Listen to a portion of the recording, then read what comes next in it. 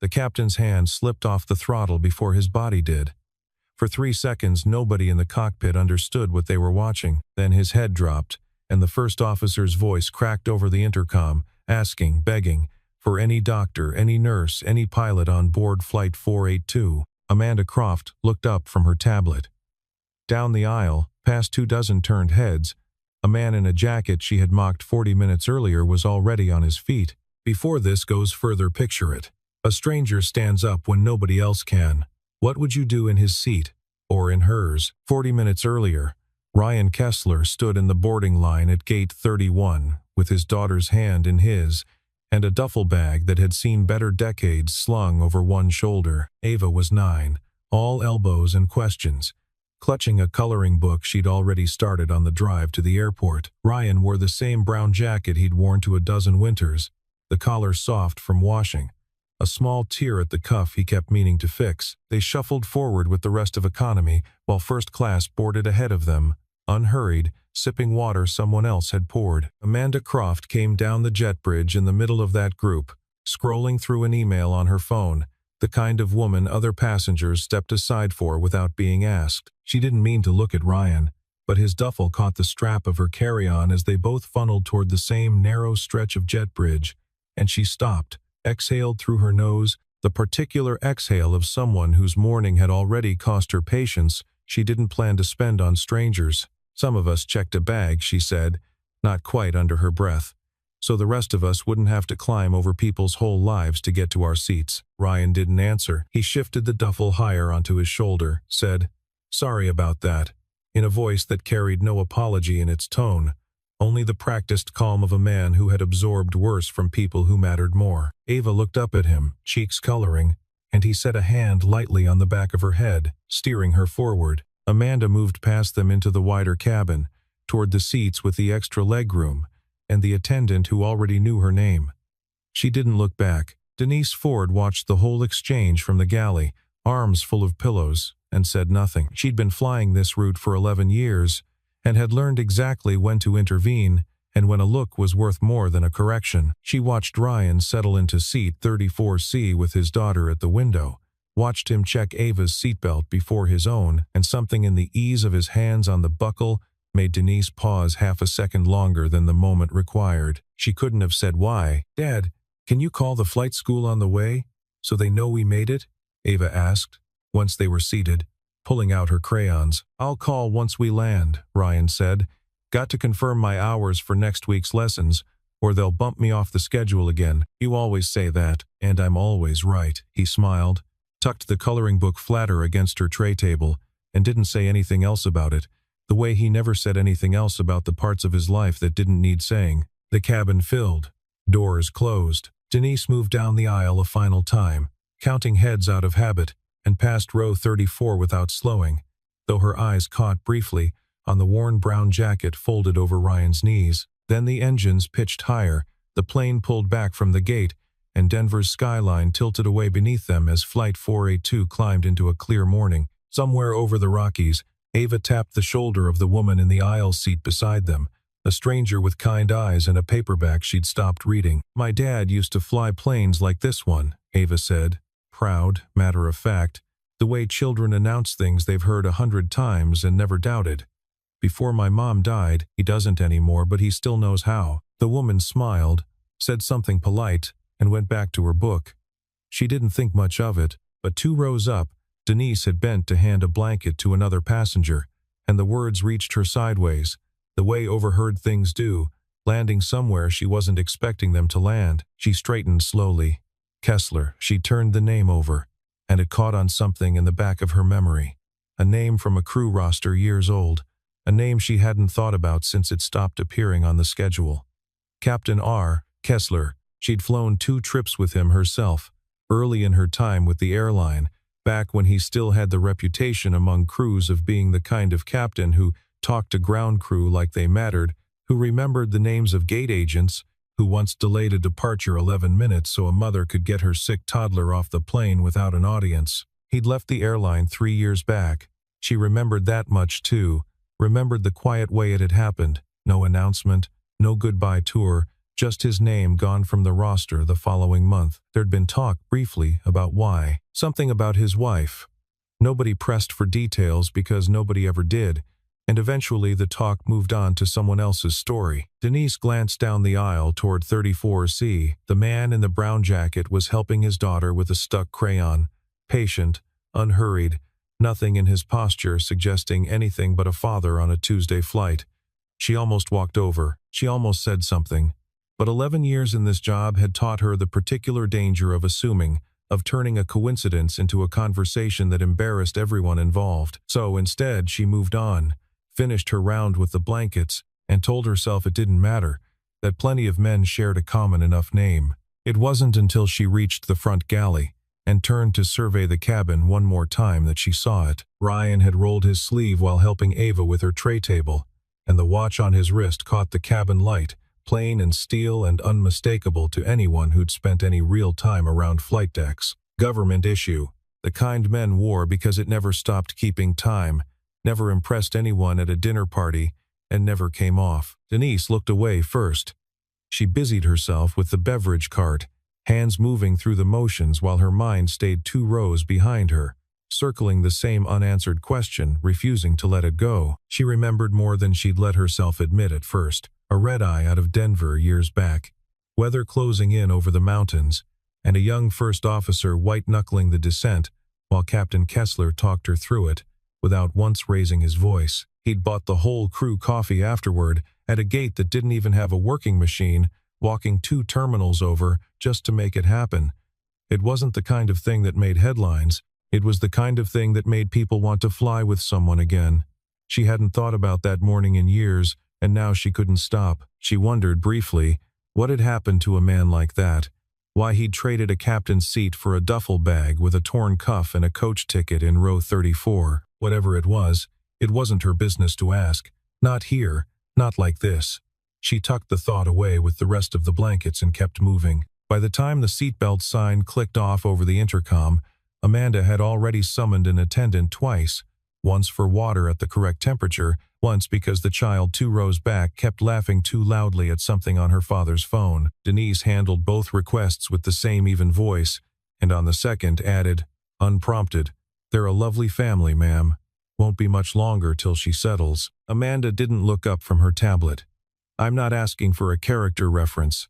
I'm asking for it to be quieter." Denise nodded once, professional, and moved on, though something in her jaw had tightened that hadn't been there a minute before. Amanda's tablet was open to a spreadsheet, rows of numbers under a header that read Flight Crew Scheduling Optimization 3rd Quarter Review. She was a member of the board, one of 11 names on Meridian Airlines' letterhead, and this particular file had crossed her desk twice already that month, approved both times, with a signature she barely remembered giving. Somewhere in the fine print was a line about reducing scheduled rest gaps to cut overtime costs. She had skimmed it. She had signed it. She had moved on to the next item on a very long agenda. 2 rows ahead, a junior attendant leaned toward Denise as they passed each other in the aisle, voice low. "You hear the new roster for next month? They tightened the turnarounds again. I'm doing 4 legs a day now, instead of 3. I heard," Denise said, "and nothing else, because there wasn't anything else to say that wouldn't get repeated to the wrong person." It wasn't the first complaint she'd fielded that month. Crews had been grumbling for weeks about the tighter schedule, the shorter rest windows between legs, the way sick days had started drying up almost overnight, even though nobody seemed any healthier than usual. She'd raised it once, informally, with a scheduling coordinator who told her the changes came from the top and weren't up for debate at her level. She hadn't pushed further. There were 100 small unfairnesses in this job worth choosing not to fight, and she'd assumed, wrongly, that this was one of them. Back in 34C, Ava had fallen half asleep against her father's arm, the coloring book slack in her lap. Ryan reached over without looking, straightened the book so it wouldn't slide to the floor, and kept his eyes out the window, watching cloud cover thin over the plains. He'd flown this exact corridor more times than he could count, once from the other end of the plane entirely, though nothing in his face gave that away now. He was simply a father, watching his daughter sleep, thinking about a flight school payroll that needed balancing by Friday. The plane hit its first real patch of turbulence somewhere past the Nebraska border, A hard drop and shudder that sent a drink cart rattling and pulled a gasp from half the cabin. Amanda's hand shot to the armrest, knuckles white, tablet sliding from her lap before she caught it against her knee. 2 rows back, Ryan didn't move. He'd wrapped one arm loosely around Ava, who'd startled awake and pressed into his side, and he murmured something too quiet to carry, something that made her relax again within seconds. His other hand stayed flat and still on the armrest. No white knuckles, no shift in his breathing, a stillness that belonged to someone who had felt far worse air than this and stopped being afraid of it a long time ago. Amanda noticed. She didn't know why she noticed, only that in the half-second before the plane leveled out, her eyes had gone to the man in economy instead of to her own hands, and what she saw unsettled her more than the turbulence had. A question formed and dissolved before she could hold on to it, replaced almost immediately by the return of cabin service and the low hum of ordinary flight. Up in the cockpit, Captain Daniel Wren had been quiet for the better part of 10 minutes, longer than his first officer usually let pass without a comment about the weather or the traffic ahead. When Ethan Rhodes finally glanced over, he found the captain gripping the yoke a little too hard, a sheen of sweat along his hairline that hadn't been there at pushback. "You good?" Ethan asked. "Fine," Wren said. "Too fast. Just warm in here." He wasn't fine. A tightness had settled across his chest an hour into the flight, dull at first, easy to blame on the coffee or the early wake-up, and he had done exactly what he'd done twice before in the last 2 months. When something similar crept in, he'd waited it out, jaw set, telling himself it would pass. Because reporting it meant grounding himself for review, and grounding himself meant losing points he couldn't afford to lose under the airline's new attendance policy. 3 call-outs in a rolling year and a pilot got flagged for review. Wren was already at 2. He'd told himself the same thing 2 months ago, on a layover in Phoenix, when a similar pressure had settled behind his sternum for the better part of an hour before easing on its own. He hadn't mentioned it to anyone, hadn't gone to a doctor, because a doctor's note meant a call-out, and a call-out meant a mark on a file that already had 2 against it. He had a mortgage and a daughter starting community college in the fall, and he'd made his peace with pushing through, the way pilots had always pushed through things nobody outside a cockpit ever had to understand. The tightness didn't pass this time. It spread, sharp now, radiating down his left arm in a way that made his vision swim at the edges. He reached for the radio, and found his hand wouldn't cooperate the way he needed it to. "Ethan," his voice broke on the word. Then his hand slid from the throttle, his head dropped forward, and the yoke shuddered under weight it was never meant to carry alone. Ethan grabbed the controls with both hands, heart slamming, shouting for the flight attendants over the intercom before he'd even finished processing what had happened. "I need help in the cockpit. Now, anyone with medical training. Anyone." Denise was already moving before the sentence finished, sprinting up the aisle with a speed that startled the passengers she passed. She found Wren slumped sideways, breathing but barely conscious, sweat soaking through his shirt. Behind her, a young woman in scrubs had risen from seat 19, calling herself over as a nursing student, but one look told Denise this was beyond what a first-year student could manage. They needed someone who understood aircraft, who understood what came next in a cockpit with one working pilot and a captain who could no longer speak. The intercom crackled again, Ethan's voice tight with a fear he was trying and failing to keep out of it. "Is there a pilot on board?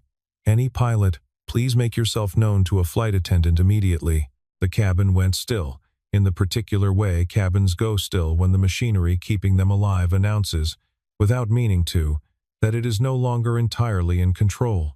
Amanda's hand found the armrest again, gripping it the way she had during the turbulence. Except this time there was no leveling out to wait for. Ryan felt it too, that shift in the cabin's pressure that had nothing to do with altitude. He looked at Ava, who had gone rigid against him, eyes wide, and he kept his voice low, steady, the same voice he used when thunder woke her at home. "It's okay. They're taking care of it. You stay right here with me." She nodded, small, unconvinced, and gripped his sleeve tighter. Ryan's eyes moved toward the front of the cabin, toward the open cockpit door and the shape of Denise crouched beside the captain's seat. And something in him that had been dormant for 3 years began, quietly, to stir awake. He unbuckled his seatbelt and stood. "Dad?" Ava's voice cracked on the single word. "I need to go help," Ryan said, crouching to her eye level, hands steady on her shoulders. I know how to fly this kind of plane, Ava. I flew planes exactly like it for a long time, before you were born, and after too. I'm going to help them land safely, and then I'm going to come right back to this seat. Can you hold on to that for me?" She looked at him for a long moment, the way children look at parents when they're deciding whether to believe a thing entirely, and then she nodded, jaw tight, fighting tears she was determined not to let fall. Ryan moved up the aisle quickly, past rows of passengers who stared without understanding, and reached Denise just outside the cockpit door. "I'm a pilot," he said, quiet enough that only she and Ethan could hear it. "Commercial. ATP rated, current. I flew for this airline 7 years before I left." Denise's breath caught. Up close, there was no mistaking him now. "Kessler," she said. "Ryan Kessler. You remember me? I remember you delayed a flight 11 minutes for a sick kid." She was already turning toward the intercom. "Ethan, we've got a pilot. Former Meridian captain." Ethan didn't have the luxury of skepticism. "Get dispatch on the line. Verify his certificate number against FAA records. Right now, while I hold this thing steady." It took 90 seconds that felt considerably longer. Denise relayed Ryan's license number over the radio. Dispatch ran it against the Federal Registry, and confirmation came back clean. "Active airline transport pilot certificate, type-rated on this exact aircraft. No lapses, no violations." Ryan had kept his hours current for the flight school without ever once needing to say why it mattered so much to him. "You're cleared," Ethan said, and for the first time since the captain went down, something like relief broke through his voice. "Get in here." Denise and another attendant eased Ren from his seat and out into the forward galley, where the nursing student took over, monitoring his breathing while ground medical staff talked her through it over the radio. Ryan slid into the captain's seat, hands finding the yoke with a familiarity that hadn't dulled in 3 years, and for a moment, just a moment, he closed his eyes. Behind him, through the narrow gap of the cockpit door before it swung shut, Amanda watched the entire exchange from her seat, disbelief plain on her face. The man in the worn jacket, the one she'd all but sneered at over a duffel bag, walked into that cockpit like it belonged to him. The door closed. The cabin held its breath. No one spoke. Somewhere behind Amanda, a man whispered to his wife, asking what was happening, and she shushed him, eyes fixed on the closed cockpit door, as if watching it hard enough might tell her something. Amanda realized her hand was still gripping the armrest, and for the first time all morning, she didn't loosen it. Inside the cockpit, Ryan ran the instrument checks fast, muscle memory doing half the work his conscious mind hadn't caught up to yet. "Talk to me," he said to Ethan. "What do we have?" "Altitude stable. Autopilot's holding. But I've never flown this route without a captain who wasn't me learning it in real time," Ethan said, hands white on his own controls. "We were 40 minutes from O'Hare. I don't know what the play is." "The play is we turn around," Ryan said. "Denver's 20 minutes back. We know the field. We've got full medical waiting if we call it in now. Chicago's not worth the risk with an unconscious captain and a first officer who's never flown solo landing on this airframe." Ethan didn't argue. Ryan reached for the radio, voice dropping into a register Ethan hadn't heard from him yet, calm in a way that seemed to steady the whole cockpit around it. "Denver Center, Meridian 482, declaring a medical emergency. Request immediate return to Denver. Captain incapacitated. First officer and relief pilot on board." The response came back fast. Vectors and priority handling.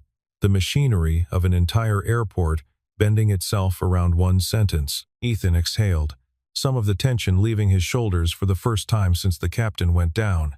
And in that small opening, something slipped out of him that he hadn't meant to say. He shouldn't have hidden it. "Ren, he told me last week his chest felt tight sometimes. Said it was nothing. Made me swear not to log it." Ryan's hands didn't leave the controls, but his eyes flicked briefly toward his first officer. "Why would he ask you to sit on something like that?" "Because of the points." Ethan's jaw tightened. "New attendance policy, 3 call-outs in a rolling year, and you're flagged for review. Could mean a downgrade, could mean losing your seniority slot." He was already at 2. He didn't want a third one on his file over what he figured was nothing. Just outside the cockpit door, still close enough to hear through the gap, Denise had gone very still.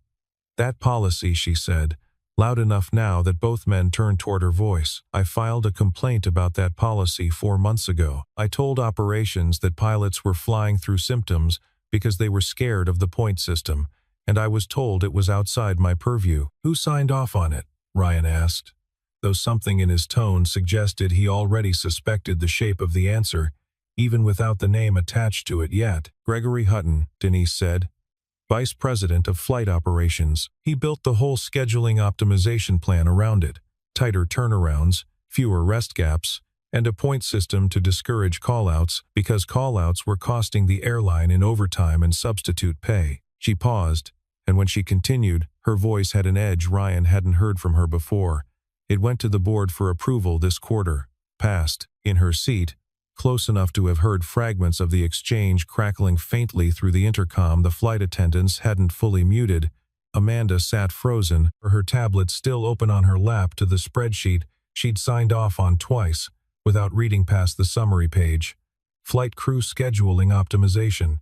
Her own signature sat somewhere in the digital trail behind that policy, one name among 11, easy to forget the weight of until it became the reason a man was unconscious on the floor of a galley 30,000 feet in the air. Ryan didn't have the luxury of sitting with any of it. He kept his hands on the yoke, eyes on the instruments, voice level as he ran through the descent checklist with Ethan, because whatever had caused this, whoever had signed what, none of it mattered if he didn't get this plane on the ground first. The descent into Denver came fast and rough, low clouds breaking apart to reveal the familiar grid of runways below, emergency vehicles already visible along the taxiway, lights turning without sirens. Ryan talked Ethan through each stage of the approach, voice never rising, hands correcting the yoke through a crosswind that tried twice to push them off the center line. "Gear down," Ryan said. "Gear down," Ethan echoed, and the confirmation clicked through the cockpit a beat later. In the cabin,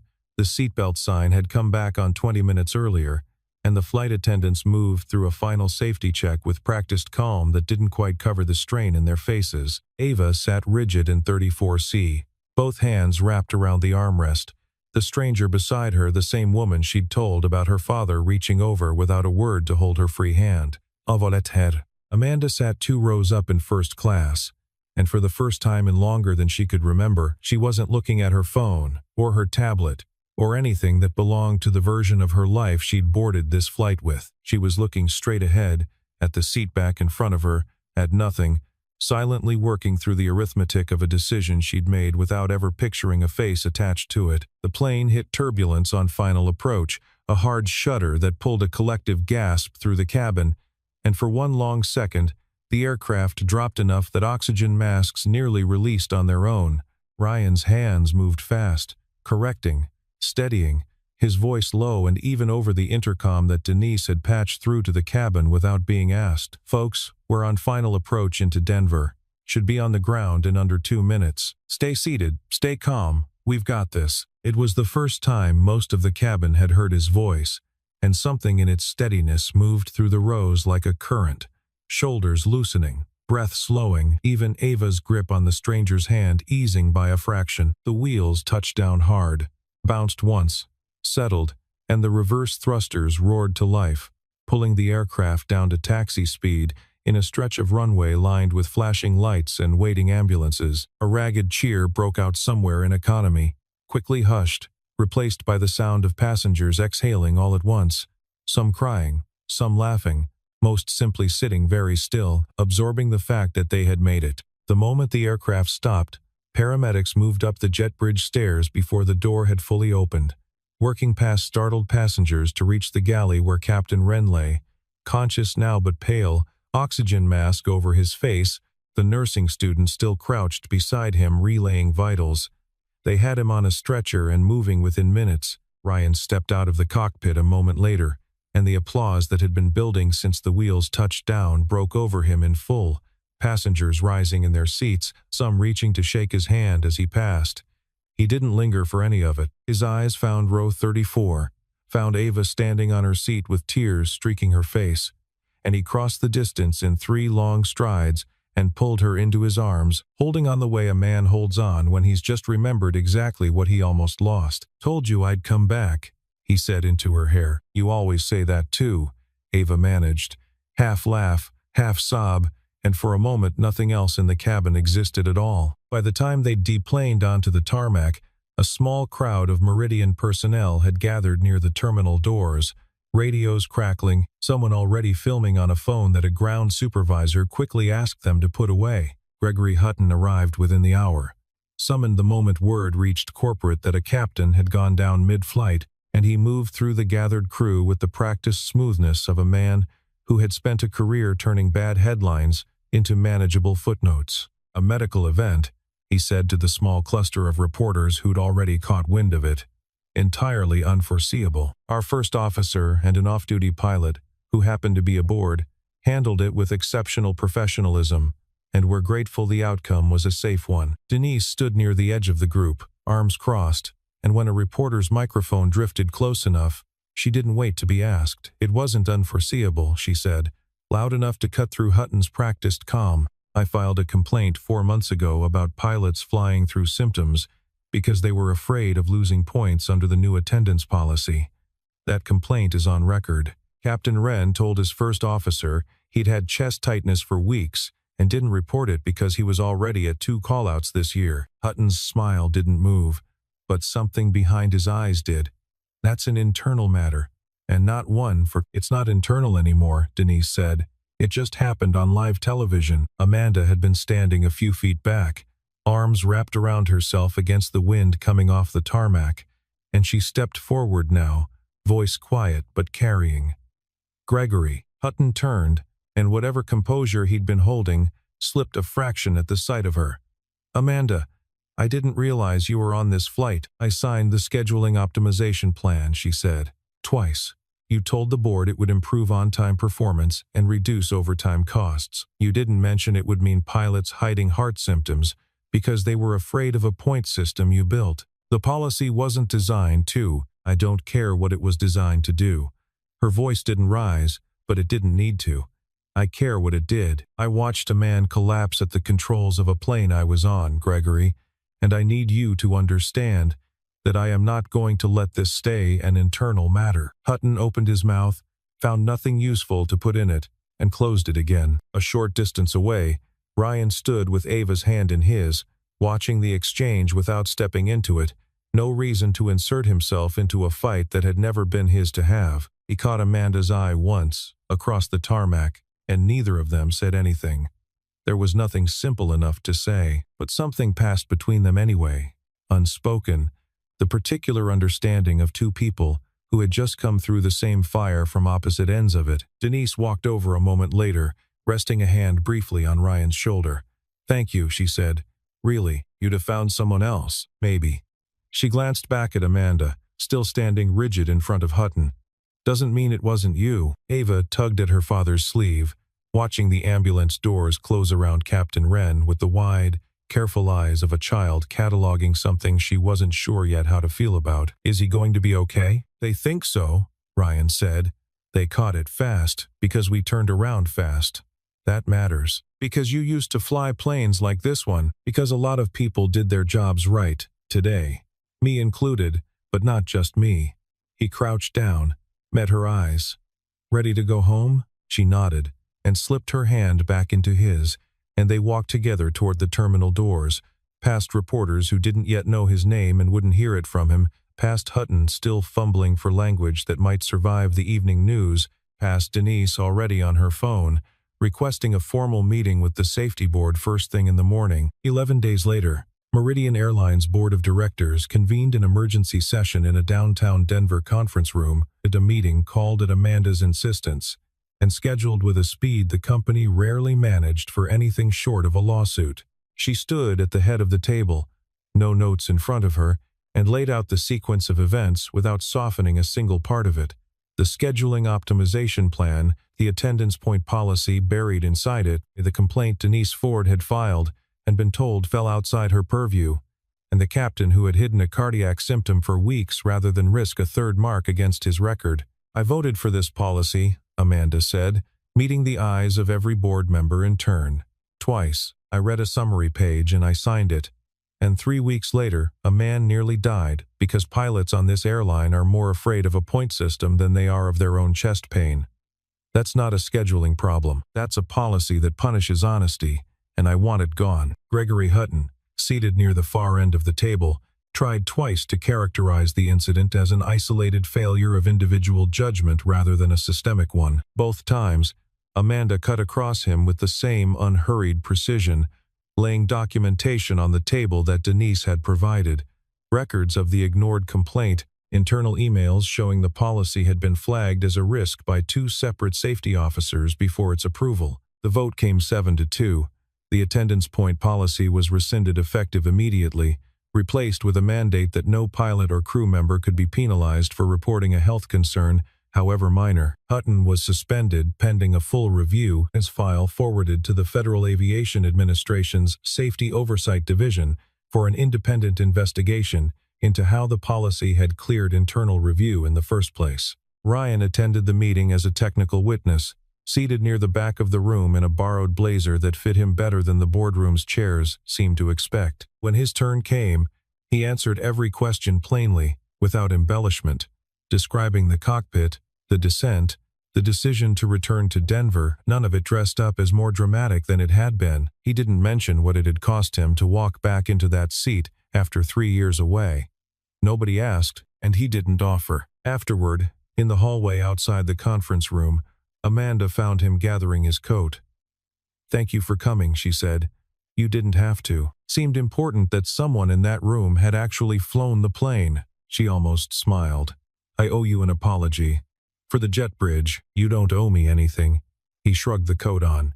"You fixed the part that mattered." Neither of them mentioned his years as a captain, or her seat on the board, or anything about the 2 lives that had briefly, violently, intersected 30,000 feet above Nebraska. There would be time for all of that, or there wouldn't. For now, they shook hands, professional and brief, and went their separate ways down the same hallway. 3 weeks after that, the rain in Boulder let up just past noon, leaving the small regional airport smelling of wet asphalt and cut grass from the field beyond the runway fence. Ryan was under the wing of a single-engine trainer, wrench in hand, when a car he didn't recognize pulled into the gravel lot and parked beside his truck. Amanda stepped out in flats, sensible enough for uneven ground.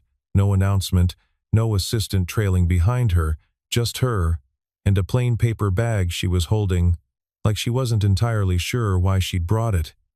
She hadn't called ahead. She'd told herself twice on the drive up that this was a mistake, and driven the rest of the way anyway. Ava spotted her first, came barreling out of the small hangar office with a grease rag still in one hand. "You're the lady from the plane." "I am," Amanda said, crouching slightly to Ava's height, something in her posture looser than it had been on any tarmac. "I heard you tell your seatmate a secret about your dad, back on the flight. Turned out to be true. He tells everyone eventually." Ava grabbed her hand without asking permission, tugging her toward the hangar. "Come see the plane he's fixing.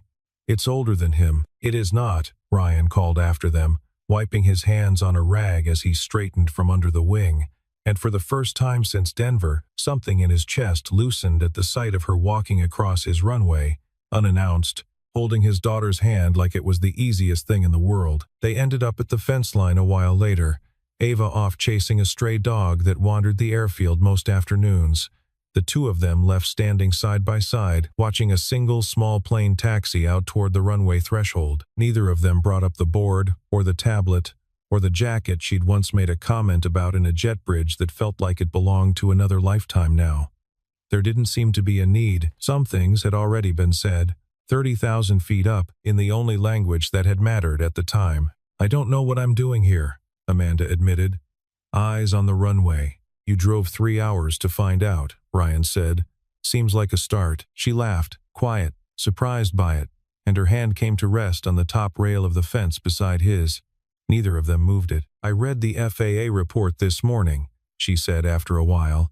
"Ren's going to be fine. Full recovery. Cardiologist cleared him for a desk roll while he heals. He wants to write you a letter, apparently. Denise had to talk him out of trying to track down your address himself. Tell him he doesn't owe me anything either. Man was scared, that's all. I understand scared. You didn't look scared." "Up there, I was terrified," Ryan said, plainly.